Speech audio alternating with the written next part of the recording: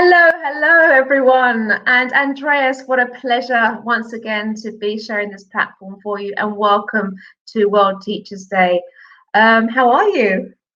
Very well, and congratulations to World Teachers Day. It's just a fantastic and important event to celebrate the work of teachers. Yeah, thank you very much. Now, as you heard, we haven't got long and I've got so many questions to ask you. So I'm going to crack on if that's okay. So firstly, now correct me if I'm wrong, but I believe that your higher education background was in physics and your first job was with Philips Medical Systems. So when did you become interested in education and in teachers in particular? Well, actually, after my first job, I did my civil service in a school for disadvantaged children, and that really inspired me. And I learned, to work with children, and I saw that many of the children who were there solely because they had grown up in the wrong context. And I also saw how teachers can make such a difference. And I really think from that day onward, I've changed my career, and I have never regretted it. Oh, wow, that's so inspiring.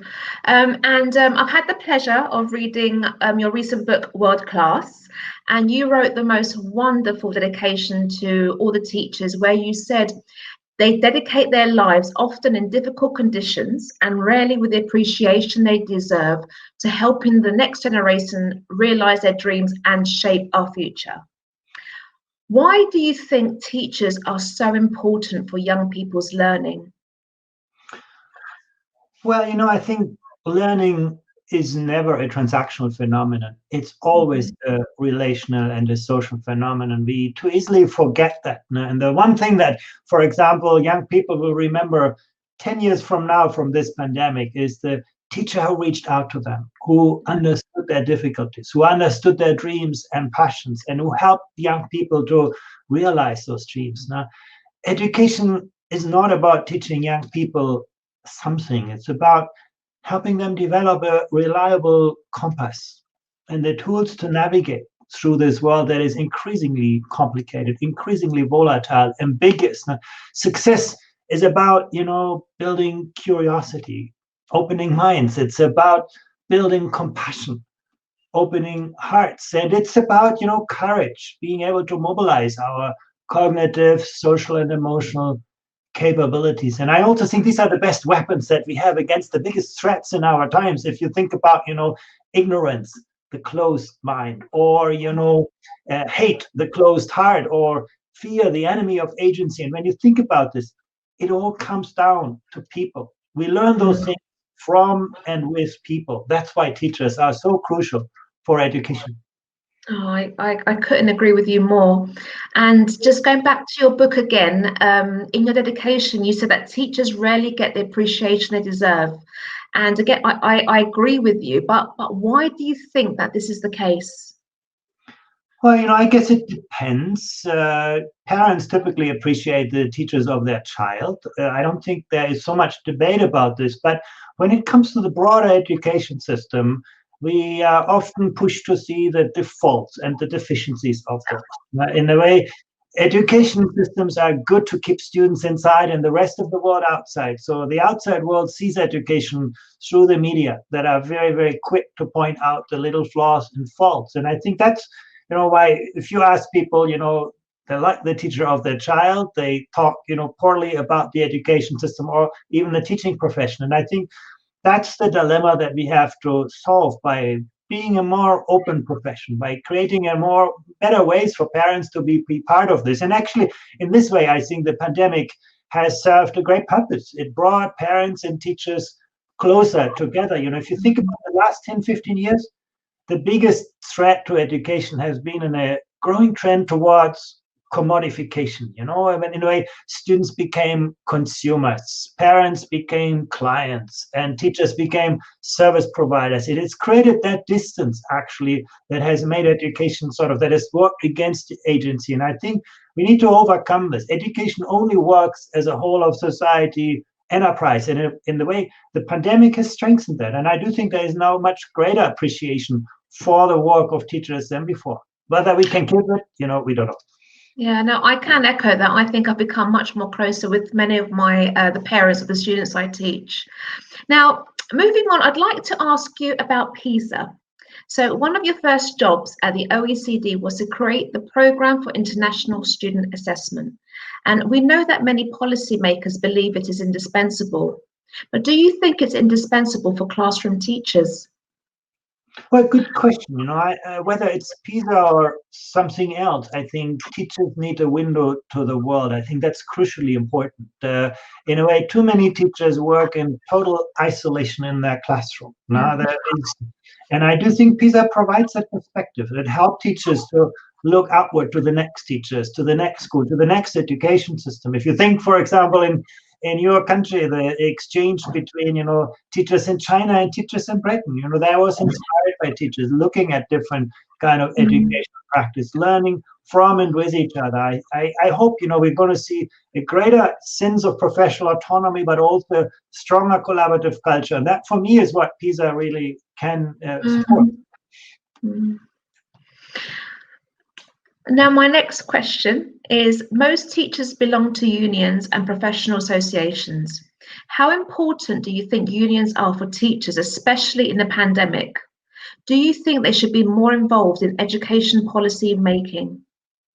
Yeah, absolutely. I think if you think about unions, often it's about industrial issues. But I do think unions need to get much more to the core of education policy. In fact, I believe where you do not involve teachers in the design of policies and teacher organizations, you cannot, expect them to help you implement those kinds of policies. And that's why I think one of the tragedies that we have seen in education, that there are a lot of things that come from the outside towards teachers, towards schools, whether it's technology, whether it's pedagogy, whether it's a curriculum. And I do think we need greater ownership of educational practices by the profession. And teachers cannot do that in isolation. They need to do that through professional organizations, through unions. So absolutely, I do think, and it's not about politics. It's really about the involvement in the policies. You would want to see the policies of education, the design of education systems really shaped by those who have the best expertise, and those are the people at the front line. I mean, I couldn't agree with you more, especially in times like this where we do need to hear the voices from the teachers on the ground, and they will help indeed. Now, if we can just reflect on the COVID pandemic, it has fundamentally disrupted children's and young people's education. What do you think teachers need most in responding to this challenge? Well, I think the pandemic has transformed student learning. It has transformed teaching. I think what you need most as a teacher is not just to be a good instructor, it's also to be a good coach, to be a good mentor, a good facilitator, a good evaluator. I think the pandemic has really highlighted that we need to take a much more holistic role to the responsibilities of teachers in teaching. And that also means changing work organizations. I mean, one of the trends that we have seen in the last decades is actually that teachers became more and more focused on the instructional process. Then you hire experts from other subjects. But again, I think we probably, teachers may want to teach less and work more on other things, and having more time with students outside the classroom setting. Know your subject, of course. Know how different students know that subject, but also know better your students as individuals. Now, that's what the pandemic has really highlighted, where you cannot reach out to every individual student. They're going to get lost. You're not going to get them back. So I think we have designed school systems, this very industrial approach we have to this, where often we, ask teachers to teach a very specific subject. I think that needs to give way to a much more holistic set of responsibilities. I hope that after this pandemic, teachers will get more space to actually relate to students and to act as, social workers and psychologists, and to bring together a much more broader range of responsibilities now.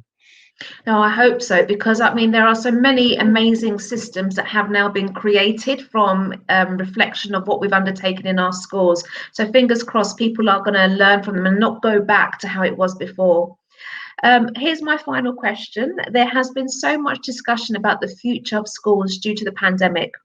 We all know that schools are at the centre of the communities and sometimes are felt as the heart of the community. What is their future? Will their role as a hub to the community be strengthened, or is their future more uncertain?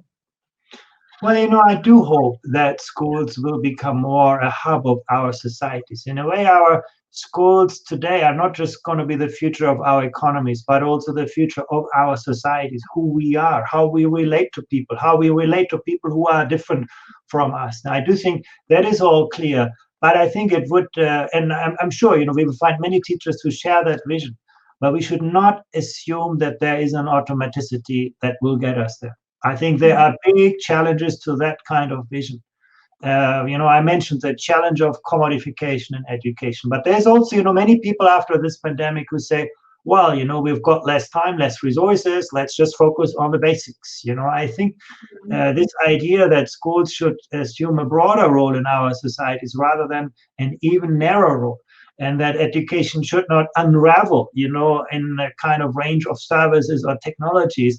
I don't think that's a given. I think we have to work very, very hard on this. And I do think teacher organizations, teacher unions will have to be at the heart of this process.